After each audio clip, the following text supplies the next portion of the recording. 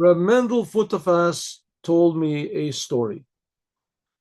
Rabbi Mendel Futafas was a Chassid of the Rabbi, of the previous Rabbi also, and he was in Siberia for 7 years. Here's a picture of Rabbi Mendel Futafas. It's without the, you know, get all these. There's a glass covering over it, so it reflects everything. Anyway, so he was and he was in this, and all the time that he was there, he did Torah and commandments. He was very positive. His whole life suffered terribly, and gave a lot of charity. At one time, he was very rich. He gave all the money that he had every week that he wanted. He gave it to the yeshiva. We give it to the yeshiva, and a lot of other amazing stories about him. But here's a story that he told. He was in Siberia, and when he was in Siberia, so people would tell stories. Sometimes there was free time. One of the people that told the stories was a Cossack. Now the Cossacks were all loyal to the Tsar, and they were very fierce warriors. And Stalin was afraid that he was afraid of everybody. So Stalin, he put them all in Siberia. He basically had them all killed. I mean, Stalin, if you know what a maniac Stalin was, but he was a very successful maniac. He killed, this was before World War II, he killed like all of his generals in the army because there were only one or two that he couldn't kill, but he killed almost all the generals in the army because he was afraid they would take over. So consequently, when the Germans attacked, so they were really in bad shape because they had no real leaders. All the leaders had been killed. Okay, anyway, the guy was a maniac like that. So he threw all the Cossacks into the prison, into Siberia. So one of the Cossacks told Reb Mendel a couple of stories, but this is one of the stories. A Cossack's horse. What is a Cossack's horse? So the Cossack explained that a regular horse, and at one time there was no cars. I mean, can you believe that? 100 years ago, 150 years ago, right? It was very rare in cars. World War I was fought mostly with horses, right? They were riding on horseback. But like 200 years ago, there was no cars. So there was only horses. So he said a Cossack's, the Cossack's horse was like a really special horse. Says a regular normal horse costs, let's say, 2 rubles.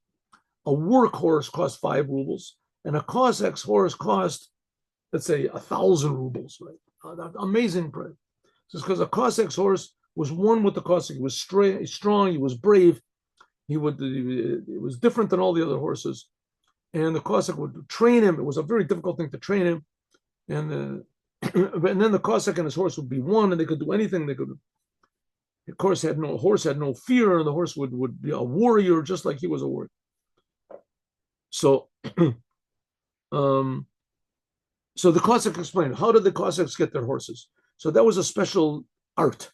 There was a group of Cossacks that they would locate herds of horses, and then they would stampede the herds of horses to a river. Whatever river there was over there, the Volga River, who knows, they would stand. And there was a group of Cossacks waiting on the other side of the river. It was a predetermined place. They would stampede. Let's say there was 2,000 horses in a herd, right? I mean, these numbers this is just, what I'm explaining, what I understood. So there's 2,000 horses in a herd, and from those 2 horses, maybe one of them would be a Cossack horse. How did they find the Cossack horse? So they would stampede these horses to the river, and there was a group of Cossacks waiting on the other side of the river, and they would force the horses to enter the river. Horses can swim, so the horses would swim across the river. The older horses wouldn't be able to make it; they would drown. And the stronger, younger horses, they could make it to the other side. They were strong enough. The young horses, the really young horses, they had the stamina to continue, but they didn't have the power to take them over to the other side, to the current. So they would get like halfway across, and they would be floundering in the middle of the river. Okay, so there were 3 groups of horses, right? There was 4. 3 groups of horses. One group would drown. Those were the older ones. The young, strong ones, they would swim to the other side and run away, and then the young ones, they wouldn't drown, but they couldn't make it to the other side. They were in the middle.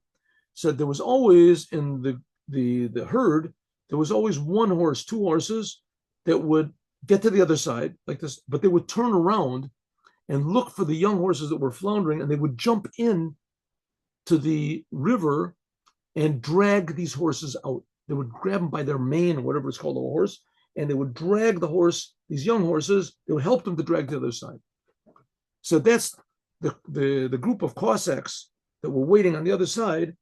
That's the horses that they were waiting for. So they would let the horse finish his work until he was really tired. The horse was really tired. He brought, like 20, 30 young horses across this. He was really tired. And then when the horse had finished his job or whatever it was, and he was really tired, they thought at the right time, then they would throw paint on these one or two horses that helped the others, and then they would chase them. They would chase them. And these horses were very strong, and they were very agile, and they were powerful, but eventually they would catch them, these horses. And that was a Cossack's horse. Then they would take it into the camp, and they would lift it up. They had a whole process of how they would do it. They would lift it up, and the one who was going to use this horse, he would beat the horse until it was almost dead, and then he would let the horse down, and he would feed it and take care of it and heal it until the horse realized that it was dependent on this person, and then he would lift it up again and beat it until it was almost dead. They knew how to do it, rubber hoses or something, and then until that horse would be subservient to that. Was a Cossack's horse. So Reb Mendel, everything like we just finished learning in the Yom Yom, everything he heard or saw in Siberia, he tried to learn a lesson from it, to serve God, if for no other reason than to keep his mind active and to be positive. But also that's what we're supposed to do. Everything we're supposed to, so everything he saw on earth, so he thought to himself, what possibly can I learn from this weird story about a Cossack's horse? He doesn't have a horse. Doesn't it? So he's not a Cossack, doesn't have a horse, does it? So he said he thought about it and he understood what it is. So a Cossack's horse is a Chassid. A Chassid is wild. A Chassid is wild.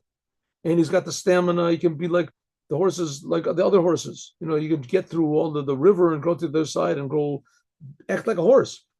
But he has a heart. And he can't bear to see his brothers in pain, in exile. So he jumps back into the river and he drags them out. So, but essentially, he's a wild man. Essentially, he's a wild man. He's a wild man with a good heart.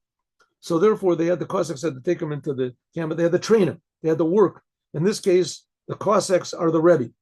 The Rebbe has to train us. We have to work on ourselves. Of course, the Rebbe doesn't do it. We have to do it ourselves. But at least he convinces us that we have to beat ourselves with rubber hoses, which rubber hoses in this case means our conscience. Our conscience. We have to think, listen, I can't do this. I have to do this, right? I have to do what it says in the Torah. I can't do it against the Torah. I have to do what the Rebbe says. I can't go against what the Rebbe says. I can't be, lazy. I can't be this. Until finally we can be a Cossack's horse. Then we can be a Cossack's horse. We can be a Chassid. That's what makes a Chassid a Chassid. Have a good day with Mashiach now.